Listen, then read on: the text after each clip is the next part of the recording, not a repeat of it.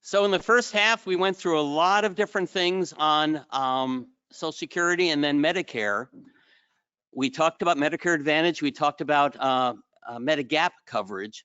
Now we're going to be talking about Medicare Part D, which is the drug plan. But we do have a question that came in from the webinar. Let's see. I have a friend who's over 65 who's over 65 who says he has a Medicare Advantage plan with no monthly premium. Plus, he also pays a premium for an Aflac medical umbrella type plan that covers all of his Medicare Advantage co-payments. So essentially, he has no co-payments or costs for any of his medical needs. His Aflac premium is much less than the Medigap supplemental plan. I have never heard of this Aflac type of premium. Do any of our consultants have ever heard about such a thing?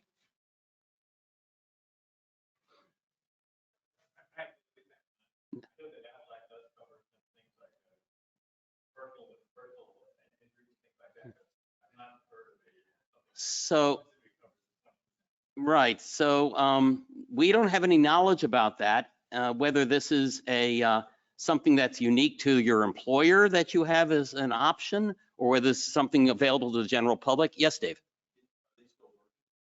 It doesn't say.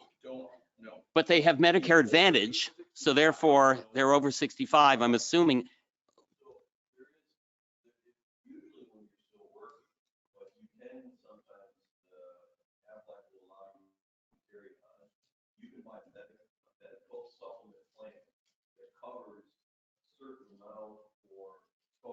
Hospital stays, and Aflac themselves.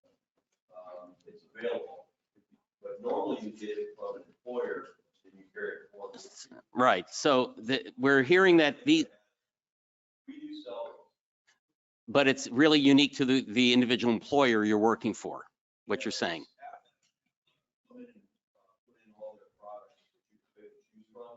It's a medical supplement plan. Co-pays, hospital stays, usually has a max limit of what it pays up to. Like you can purchase 1,000, 2,000, 3,000, 4,000. But is that all right? So we're getting a little bit more knowledge, information here. But is that only available to if you work for a certain company that contracted with Aflac, as opposed to just the general public? Well, Aflac does actually sell individual plans. Okay.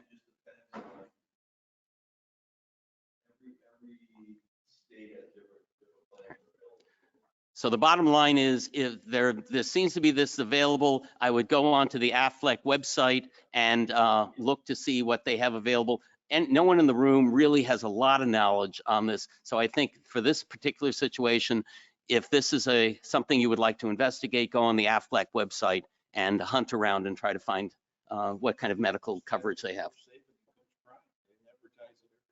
So with that, we're moving on to our next presentation, which will be given by John Kaiser again in a reprise, and he is going to talk about a Medicare Part D, the drug plan. So John?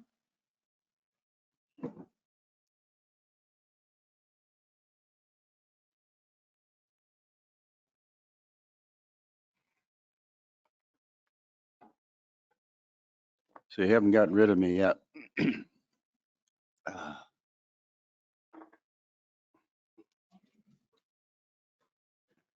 So as I actually mentioned, not everyone needs a standalone drug plan, but everyone does need drug coverage.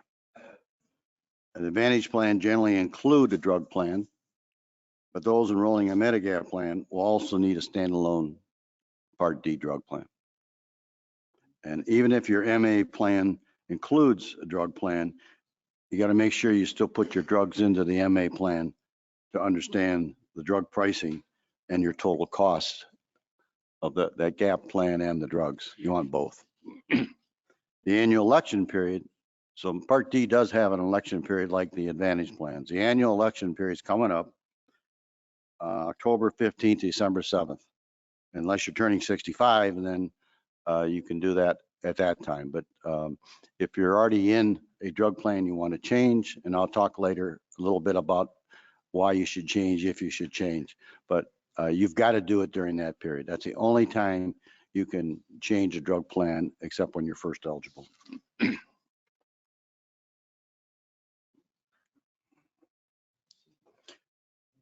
Medicare.gov has a, I don't criticize the government. In this case, I praise the government. They have an outstanding site called Medicare.gov. It's gotten better and better every year. I'm talking about Part D drugs, but you can go in there and look at Medigap plans. You can look at Advantage plans. I'm not saying you shouldn't use a consultant, but you can go in there and get an idea what's out there available to you. But anyways, you can go into that site, you put your drugs in, or you can just provide a list to a consultant to determine your least costly plan. And I'll show you again in this same presentation, I'm going to show you more detail on that. But the drugs can be very significant between insurers. They price your spouse's drugs separately. You're going to have separate insurers or separate plans. Drugs generally will differ. You don't both need to have the same insurer. You may need prior doctor authorizations for some brand drugs, but the insurer will contact you if necessary if you need prior authorization. It's always less expensive to use the insurer's preferred pharmacy, maybe the insurer's preferred mail order also. Again, I'll show you more on that. I've written a step-by-step guide for using the Medicare's website, and it's on our website. It's called Understanding Medicare Part D. It's under that healthcare services, healthcare insurances tab. I've said here, I call it a tutorial. It's probably less of a tutorial than it used to be because they keep changing it, and I'm trying to keep up with it. But it does walk you through it. If you already have Part D, I suggest you check out how your existing plan compares to other plans. You can actually go in there and do a what ifs. Let's say you're considering a drug. You can go into that site and throw that drug in there, and it'll tell you what it'll cost you for the rest of the year. The issue with using that site, though, I should mention, if you went in there now, this is September, it would only give you 3 months worth of cost. Or it would say, do you want to price it for 2024? I think that the site might be up for 2024, and then you get a 12-month number. So my point is, be careful if you go in there in the middle of a year. You're only going to get the remainder of the year as far as the cost. You can annualize the number. Again, I always have the option to use the consultants like we recommend.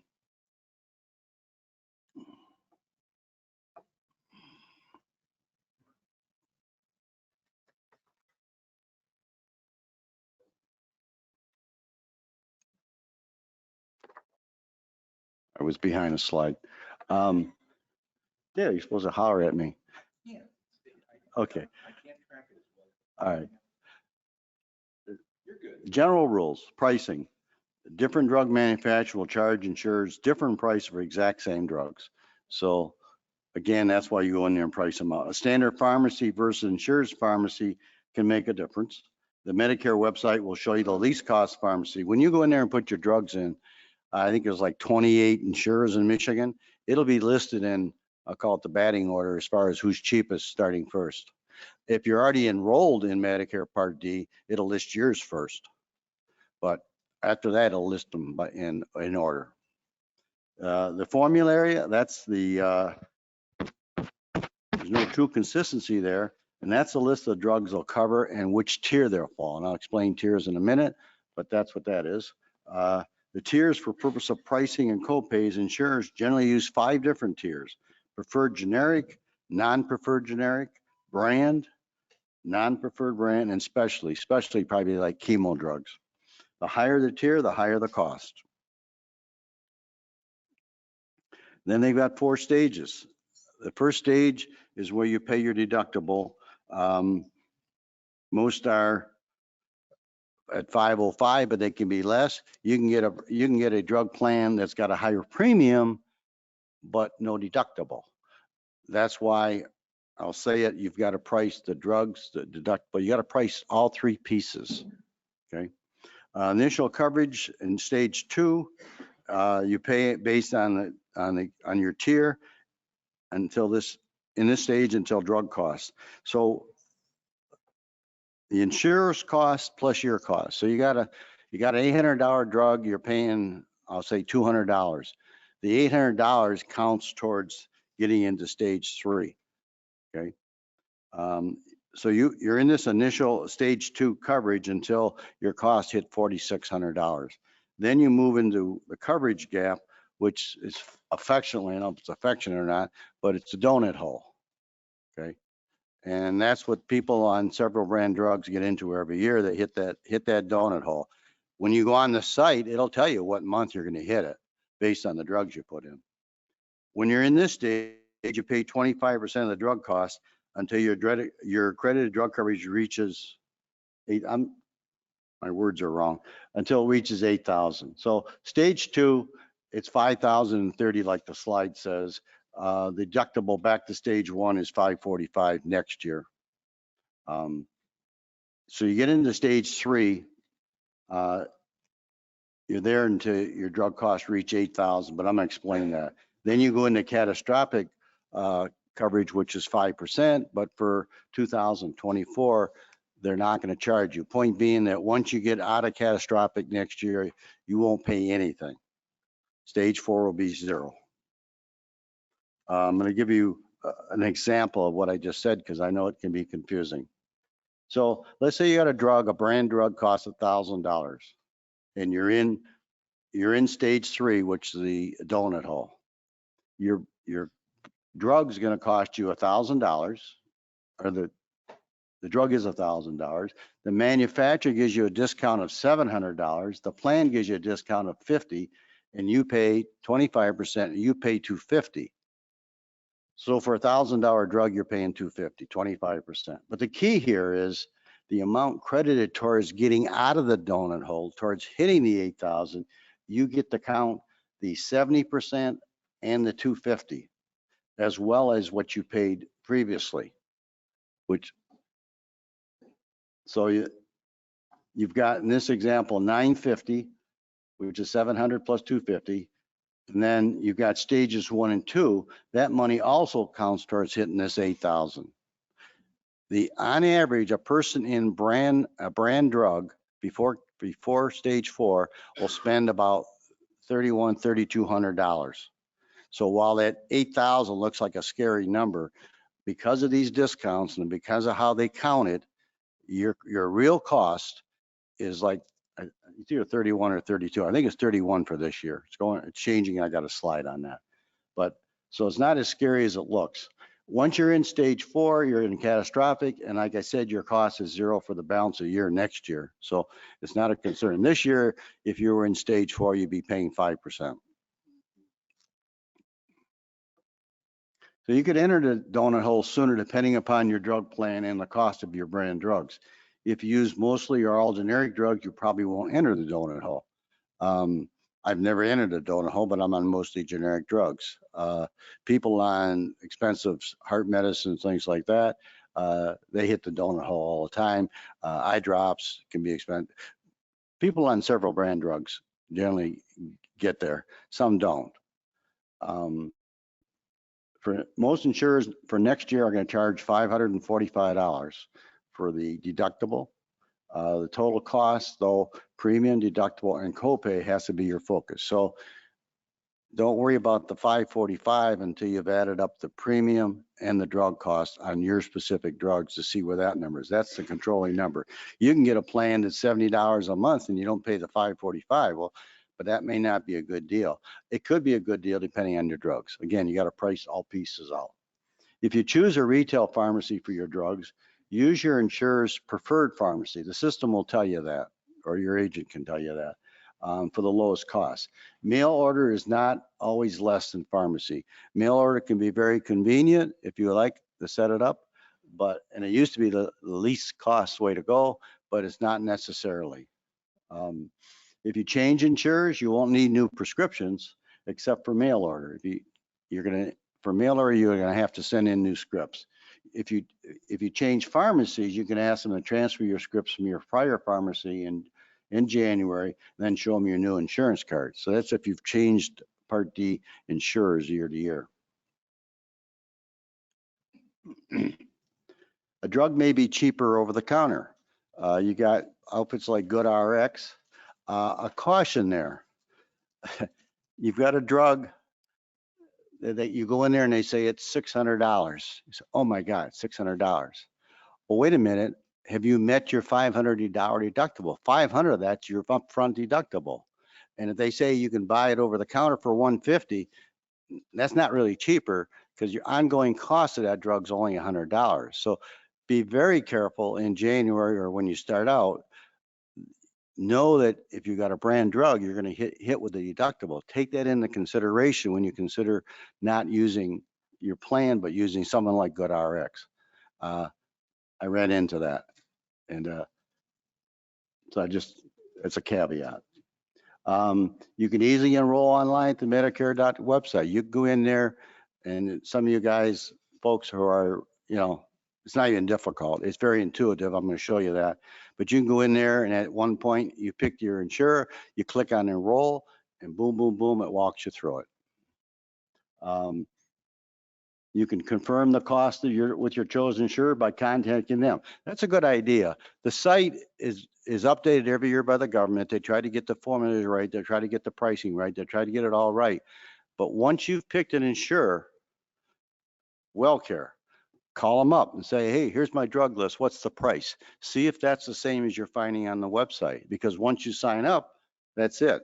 And if Medicare's got it wrong, you could have a problem there. So I always advise people to call the insurance company once you've chosen one. Our healthcare consultants can also help you with selecting insurer and completing your enrollment. You have several premium payment options. You can do it through your Social Security check. You can do it with a credit card. You can do it with bank auto pay, or you can just mail them a check. I think you should review your drug choices every year. I've got friends I do it for. I've saved them hundreds, if not $1,000, because either something changed or they're not with the cheapest insurer. It's not difficult once you use the site. I'd look at it every year. If your drugs don't change, because maybe your insurance changed or your premium changed. This is particularly important if your drug list changes. If you have a second residence for part of the year, make sure you have a preferred pharmacy that accepts your primary residence. So if let's say that up here, CVS is your preferred pharmacy, and you go to Florida for several months of the year. I guess you could use mail order, but if you want to go to a pharmacy down there, you want to make sure you use the cheapest one or the preferred pharmacy down there. You'd have to, if you use a different pharmacy, or if you're in Florida getting your drugs, you'd have to have them call and move the script, or temporarily, but because you can get the script anywhere. But you want to make sure no matter where you go, you're using the preferred pharmacy. And I'll show you those differences in a minute, because it makes a difference in your cost. So I'm going to show you a couple slides of what the site looks like. They keep changing the greeter, so I don't know for 2024 if there'll be a different picture. But this is the welcome page, and on the bottom left there you see log in or create an account. The advantage of creating an account is you type your drugs in, and then every time you go back to the site with a password, your drugs are there. If you don't create an account, you just use the site, and you got 10 drugs, you're going to be typing them in every time you go there. So it's an easy thing to create an account. There'll just be a couple questions. For example, you create a username and login for that site. And then this is the Medicare.gov site. Yes. And on that welcome page, you'll log in, and you'll see in a minute you can go in different directions. I'm just sending you right now to the drugs. So on this page here, which you'll see, it'll ask you, what do you want to do? And I think what you want is the bottom right, open all options, and that's, and it can vary. I've tried to make this generic, but if you're signing in for the first time, this is me signing in, already having an account. If you're signing in for the first time, it might send you a little bit different direction, but it's very, very intuitive. So just, if you can read, you can handle it.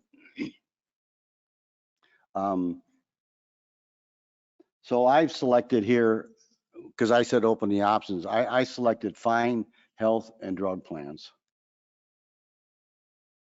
And it does come up and give me my current plan, which is WellCare value script. And then I would click on find plans now, because I'm trying to investigate what else is out there. And I'll be doing that in the next few months for myself and my wife. Again, your page could be different because you're going in for the first time. And without me being on it for the first time, I can't get that slide for you. At some point, it'll ask you what kind of plans you want to look for. In this example, I'm looking for just drug plans. But you could go in there and click on Advantage plans, Medigap plans, Part D and Medigap. You can click on what you want if you want to investigate these other areas. I'm just talking about the drugs right now. But like I mentioned earlier, you can use this site to go look at other plans.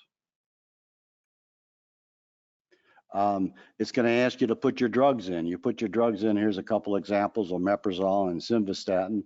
It'll ask you, it'll prompt you for how often you take them. It'll prompt you for this, you know, is it 5 milligrams? Is it 20 milligrams?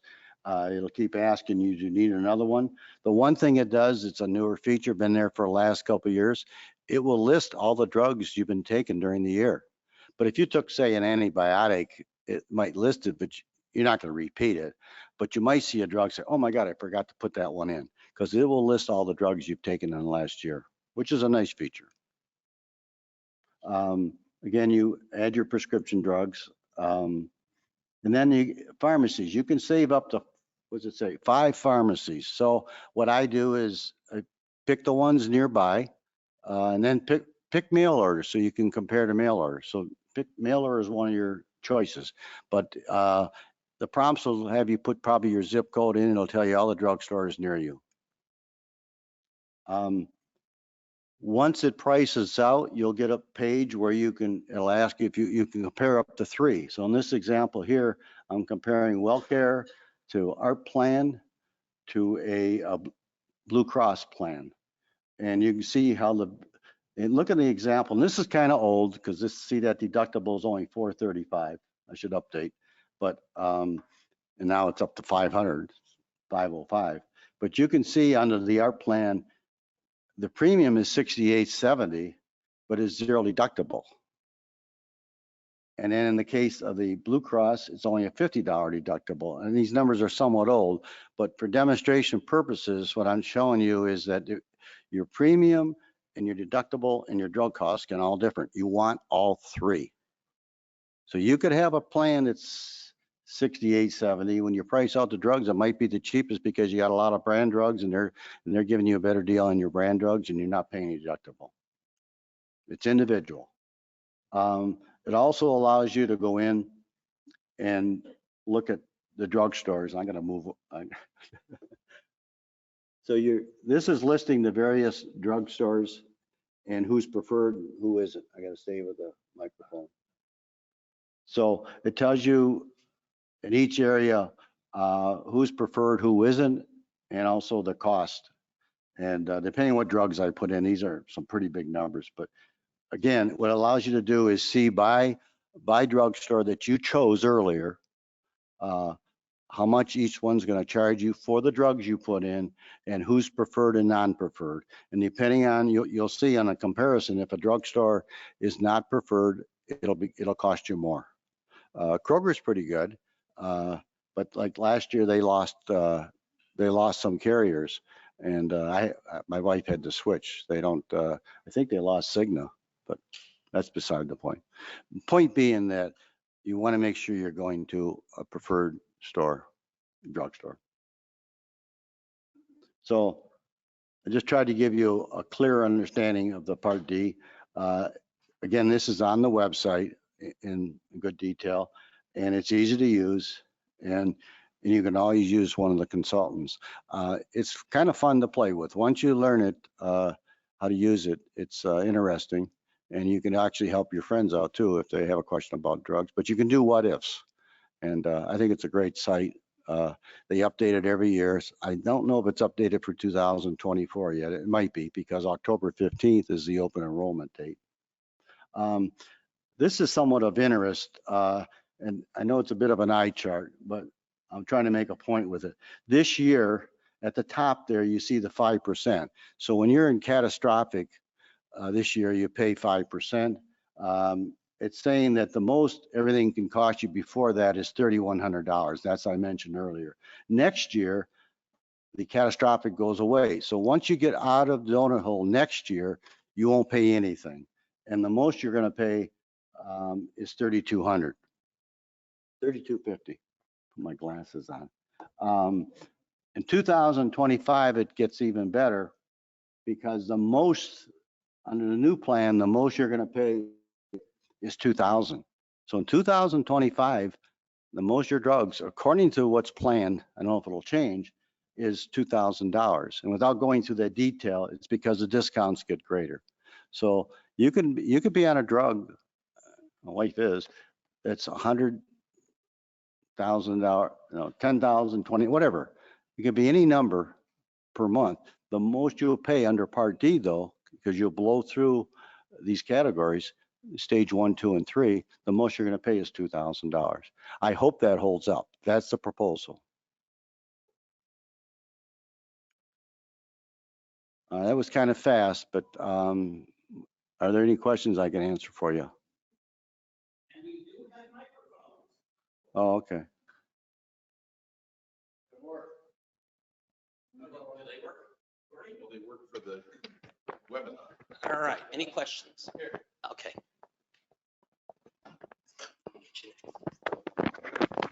So I get most of my drugs from Kroger.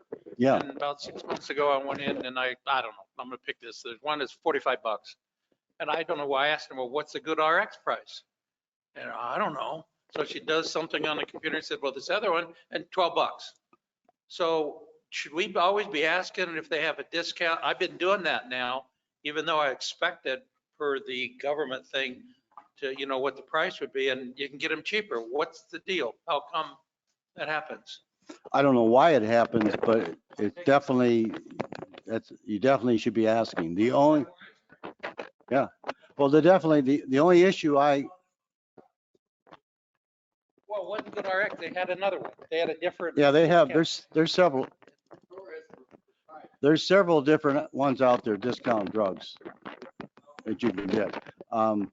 And the thing about that, by you buying it that way, it stays out of the count towards getting into the donut hole. You won't get in there as soon now, maybe $12 is gonna matter.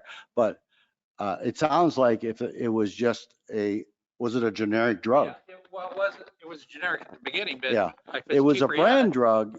Again, like I said earlier, David Baum, comment? Get the microphone. Mike's coming. Yeah. Okay, if you've never used GoodRx, there's a lot of them out there, like you said, GoodRx, Clever, there's a whole bunch of them. The best thing for you to do is download the app on your phone, and then you type in your medications, so you don't have to then go to Kroger's or the pharmacy and try to figure it out. If you download the GoodRx app on your phone, type in your medication, you'll need the name, the dose, just like you do on the Medicare website. And then it will literally give you a whole entire list of pharmacies near you with the best price. Like Kroger's might be the best, Costco might be, Sam's, and then you can go purchase that drug from one of the pharmacies based on the GoodRx. There's a whole bunch of them out there, at least a dozen of them that you can do it with, and it will save you a lot of money. It's just they've negotiated a discounted rate with the pharmacies for those companies. Yeah, don't forget, we had that issue going now where the government is trying to negotiate drug prices and they haven't been successful. So you've got these other sources that are less expensive. And maybe that's going to change in the future. As I think might have read, there's like 10 drugs they come out with, Eliquis being a good example, where they're finally going to negotiate some lower prices. But for now, it's like Dave said, go check it. You know, if you're, Paul's got a question? Let me just add, so just so you know, they just passed a law to allow Medicare to negotiate drug prices.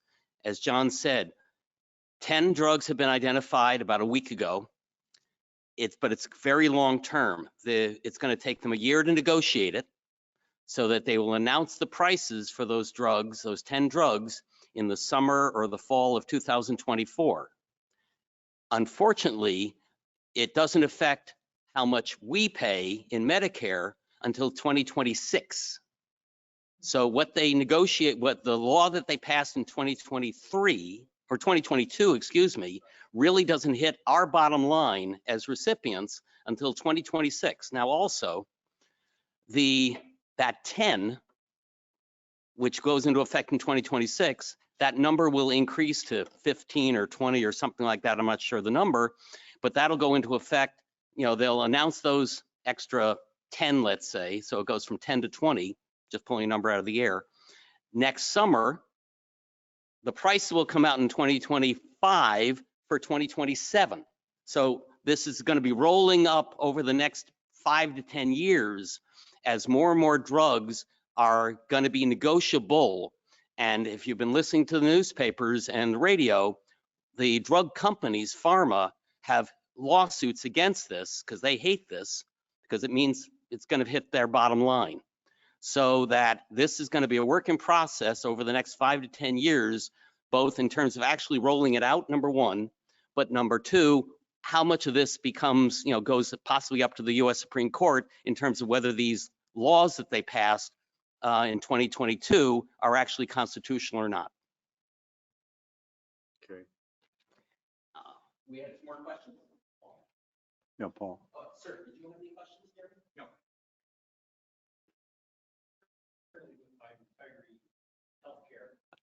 Have drug coverage for maintenance drugs that are zero cost. Does that continue?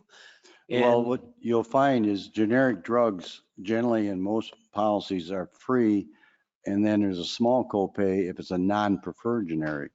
So in my example, I'm only on 4 prescription drugs, but there's only one that I pay anything for. My drug costs are very low.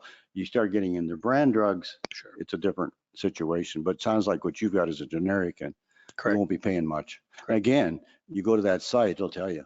Okay, thank you.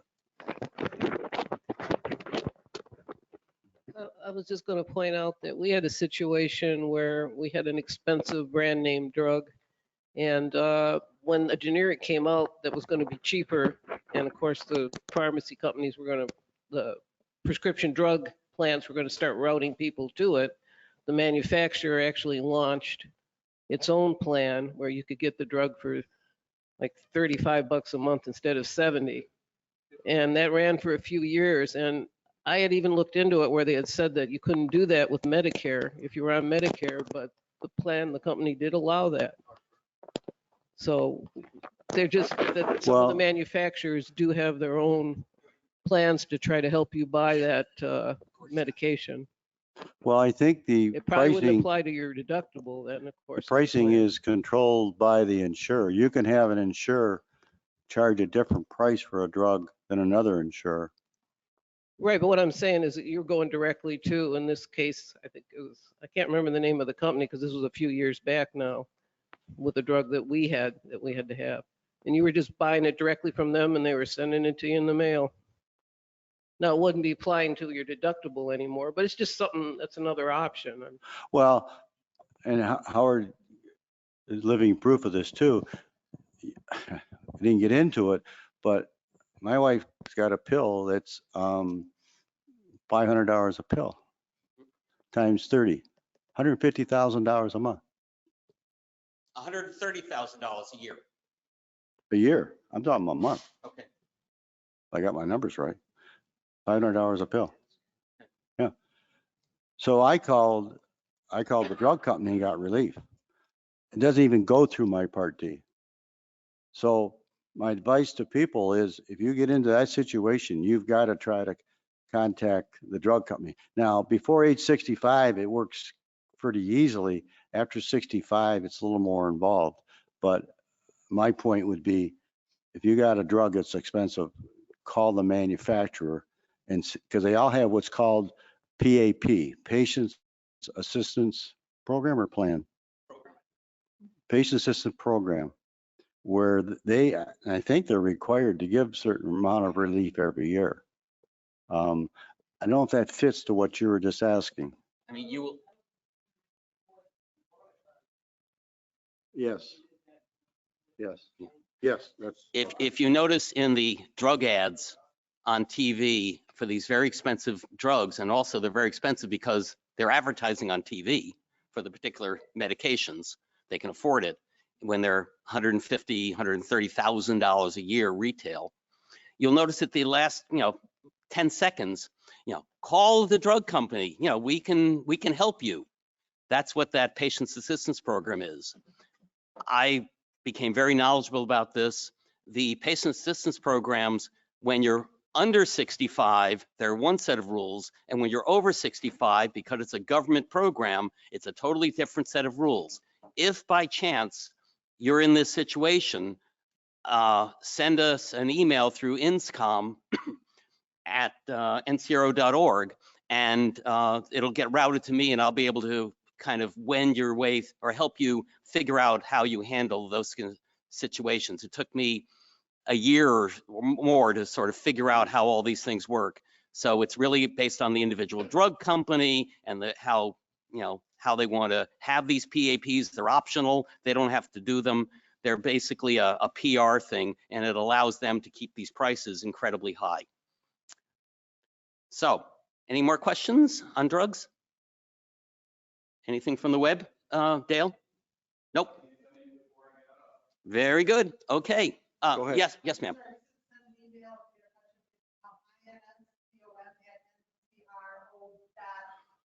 Or, yep. Yeah. I think it's, Insurance company. I think it's on the agenda. Mhm.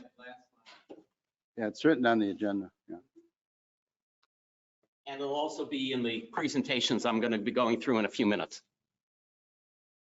That's for any question you have on anything related to healthcare. All we ask is, though, if you're having a problem with Benefit Connect, you don't contact us until you've tried. We do have the ability to talk to Stellantis. You don't. So if there's a real problem, we can go in and try to help you with it. And it's either Benefit Connect or Via Benefit. I'm sorry. Yeah, the event, yeah. And I'll go through that in the next presentation.